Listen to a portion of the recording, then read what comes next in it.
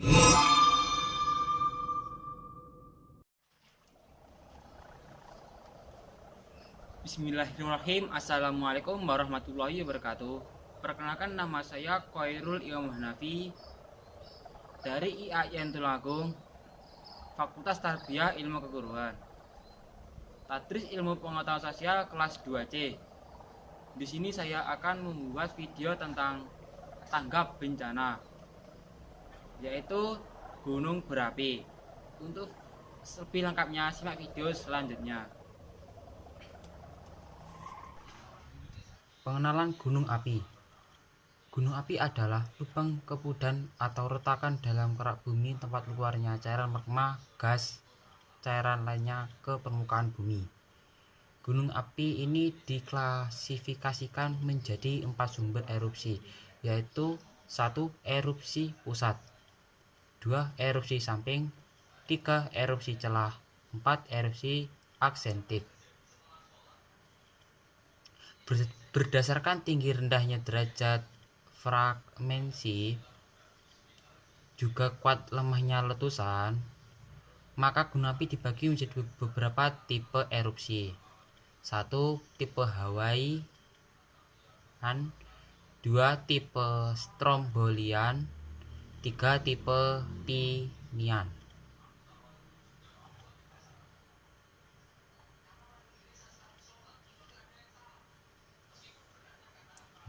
Struktur gunung api terdiri atas 1. Struktur kawah, 2. Kaldera, 3. Rekahan atau graben, 4. Depresi vulkanotektonik.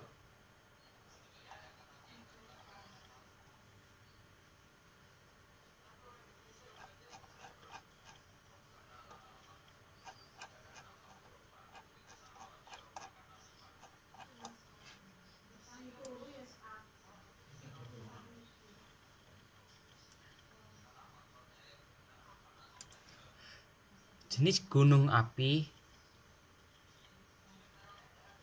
berdasarkan bentuk. 1. Stravovulkano, 2. Cincinnati, 3. Perisai, 4. Kaldera. Disebut pergerakan antar lempeng, tektonik lempeng, yaitu ada 3 bentuk gerakan.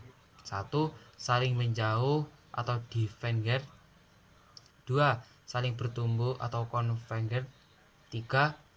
Saling bergeser berlawanan arah atau transforms. Di sini saya akan memberitahu gambar gunung berapi. Ini sebuah gunung berapi, tapi ya cuma bukan api sih. Ini adalah sebuah gunung. Di sini ini ada sebuah gunung. Dari ciri-ciri apa, bukan ciri-ciri apa ya? Ciri-ciri sini gunung ini. Fungsi ya, oke. Di sini saya ada gambar gunung berapi. Ini fungsi-fungsinya, yaitu 1.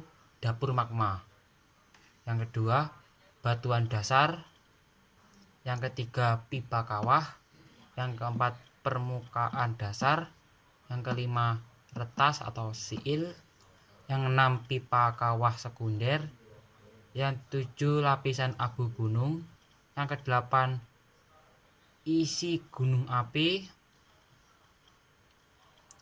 yang ke-9 lapisan lava, yang ke-10 kepundan, 11 kerucut parasit gunung api, 12 aliran lava, yang ke-13 kawah, 14 bibir kawah, 15 gunung api. Di sini juga disebutkan ciri-ciri level gunung api. Yang pertama yaitu awas.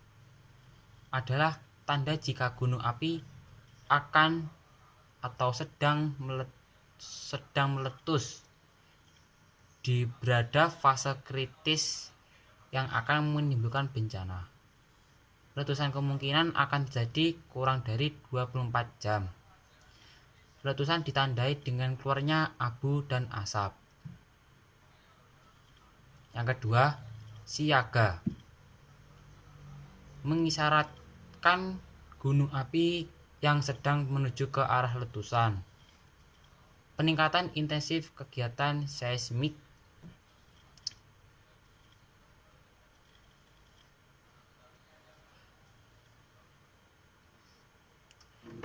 Yang ketiga yaitu waspada. Ada aktivitas apapun bentuknya. Terdapat kenaikan aktivitas di atas level normal. Peningkatan aktivitas seismik, kejadian vulkanis lainnya. Sedikit perubahan aktivitas yang dapat mengakibatkan aktivitas magma, tektonik, dan hidrotermal. Yang keempat yaitu tidak ada gejala aktivitas magma. Level aktivitas dasar. Di sini saya juga memperlihatkan peta persebaran gunung api yang aktif di Indonesia. Banyak sekali gunung aktif yang aktif di Indonesia. Ya, saya sebagai contohnya seperti Gunung Merapi, Gunung Semeru, Gunung Sinabung, Gunung Krakatau, Gunung Bromo, dan masih banyak lagi.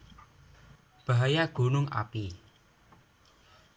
Bahaya letusan gunung api dapat berpengaruh secara langsung atau primer dan tidak langsung atau sekunder. Bahaya yang langsung oleh letusan gunung api adalah lelehan lava. Merupakan cairan yang pekat panas yang dapat merusak infrastruktur yang dilaluinya. Kecepatannya tergantung dari kekentalan magmanya.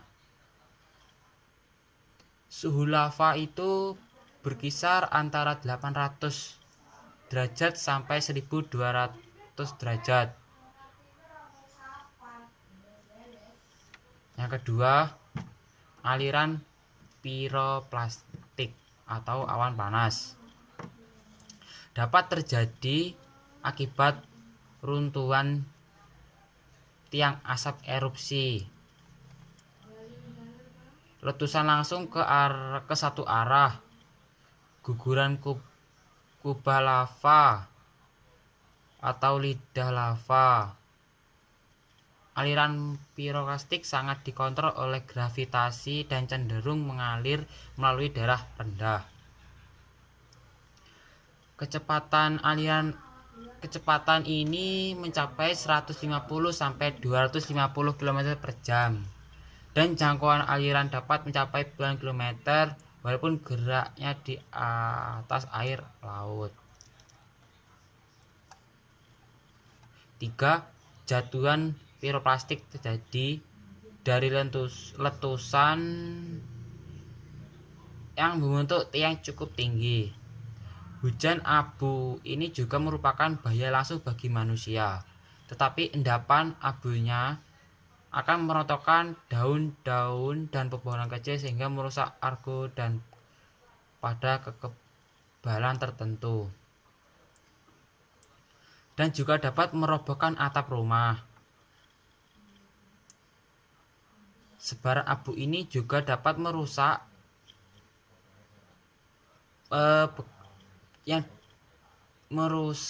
atau mengancam bahaya jalur penerbangan dan juga dapat menggelapkan bumi beberapa saat. 4. Lahar letusan terjadi pada gunung api yang mempunyai kawah.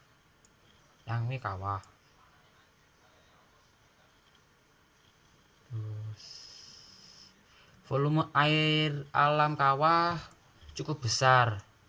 Saat terjadi letusan umumnya gunung api aktif berupa CO, CO2, HCN,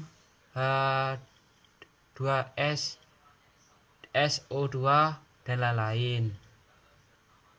Dan itu bila konsentrasi di atas ambang batas dapat membunuh. Bahaya sekunder gunung api aktif. 1. Lahar hujan terjadi apabila endapan material lepas dari hasil gunung erupsi yang diendapkan pada puncak lereng. Aliran lahar ini berupa bongkahan batu besar yang berdiameter 5 meter dan dapat mengapung pada aliran lumpur ini. Dan lahar ini juga dapat merusak infrastruktur yang dilaluinya. 2. Banjir bandang terjadi akibat longsoran material vulkanik karena air atau curah hujan yang cukup tinggi. 3. Longsoran vulkanik dapat terjadi akibat letusan gunung api. Longsor vulkanik ini jarang terjadi di gunung api secara umum sehingga pada peta kawasan rawan bencana tidak mencantumkan bahaya akibat longsoran vulkanik. Dalam penanggulangan bencana letusan gunung api dibagi menjadi 3 bagian, yaitu persiapan sebelum letusan, saat jadi letusan, dan sesudah jadi letusan.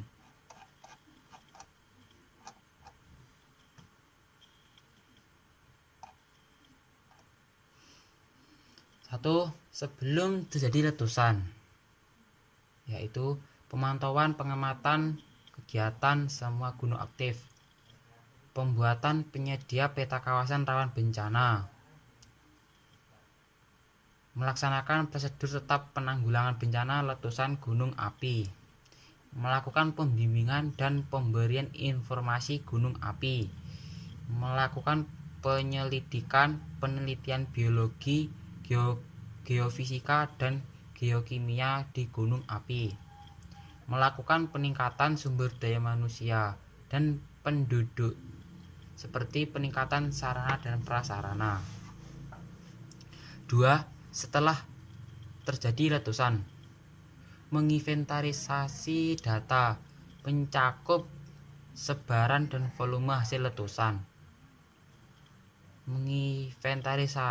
mengidentifikasi daerah yang terancam bahaya,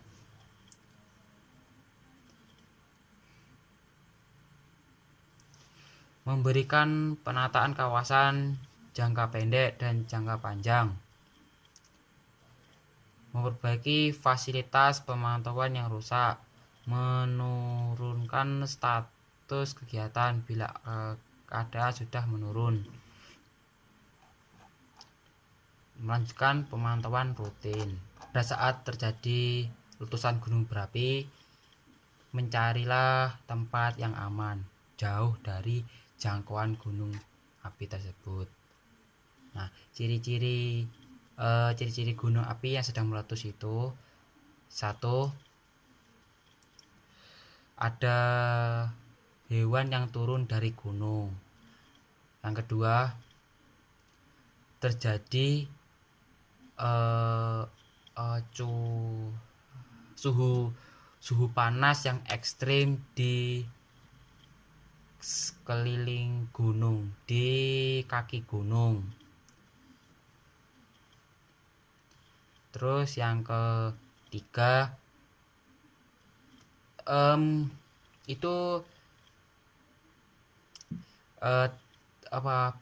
tercium bau belerang yang sangat menyengat sekali.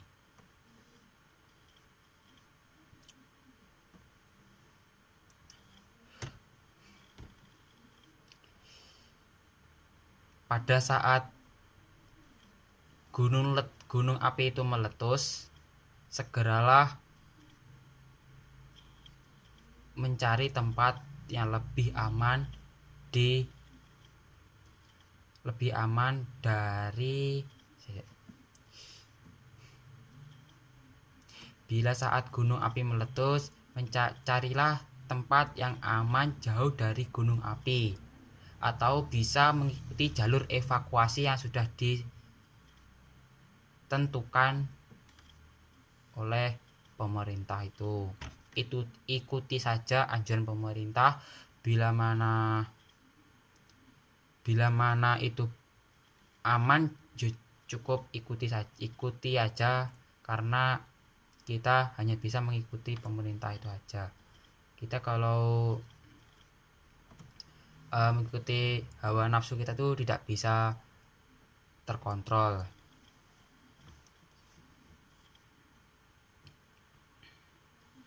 Nah, pada saat gunung api meletus itu,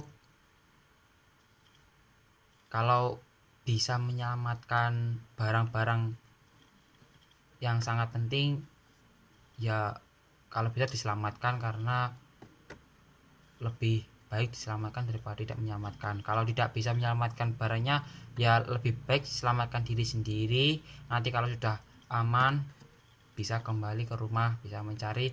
Biar tidak ada, berarti ya kita buat lagi atau gimana gitu. Nah, terus jangan bila mana kita pergi kok gimana gitu, gak usah, karena itu sangat berbahaya sekali gitu.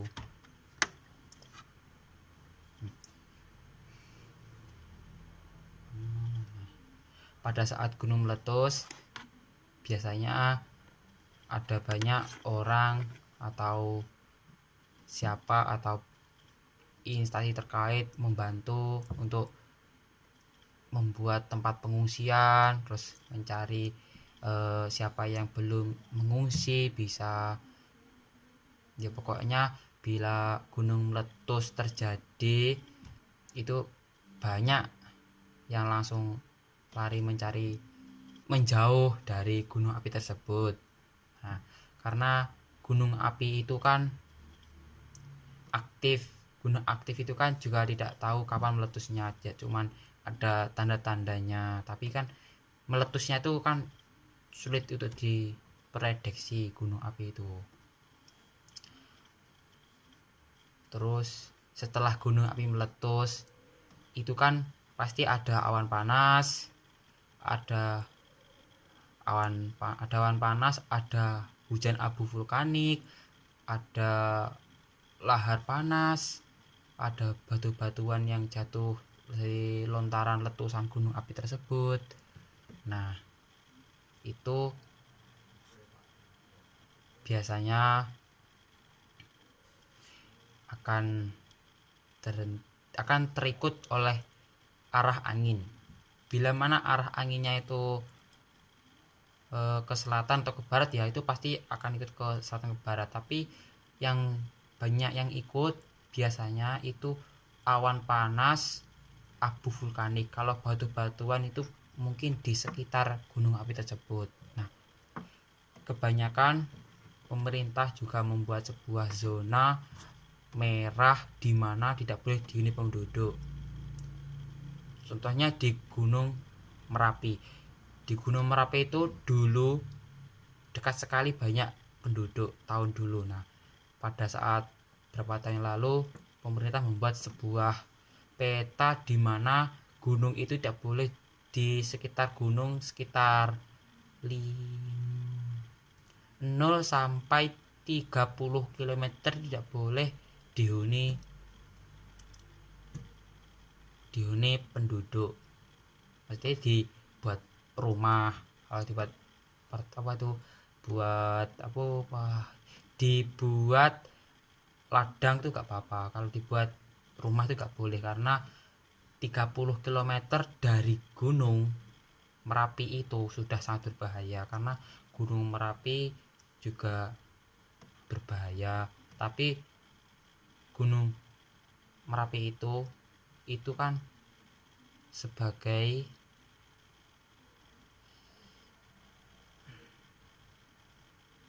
gunung api itu sebagai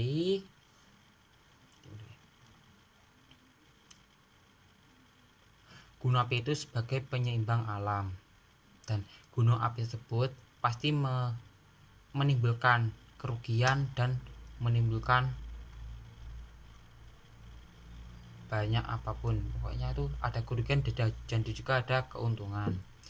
Kerugian itu pasti juga banyak, pasti ada barang-barang yang terusak atau kena tertutup abu vulkanik, banyak orang yang meninggal, hewan-hewan meninggal, tanaman rusak maupun yang lainnya.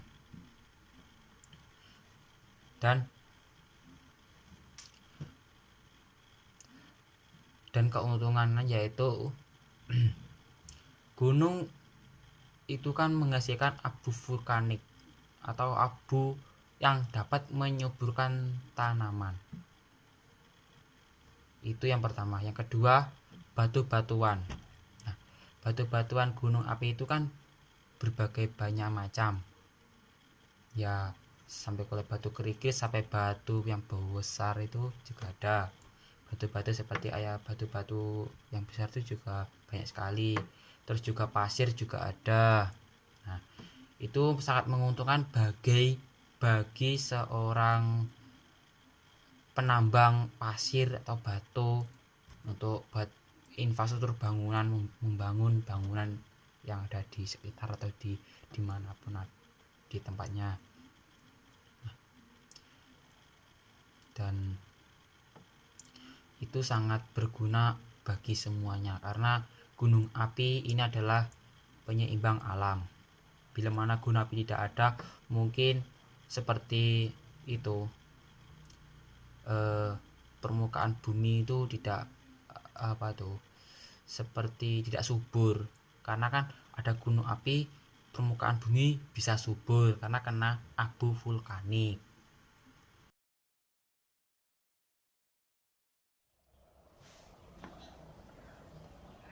Terima kasih sudah menonton video saya.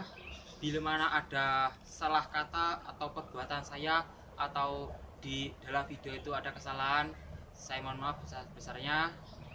Wassalamualaikum warahmatullahi wabarakatuh.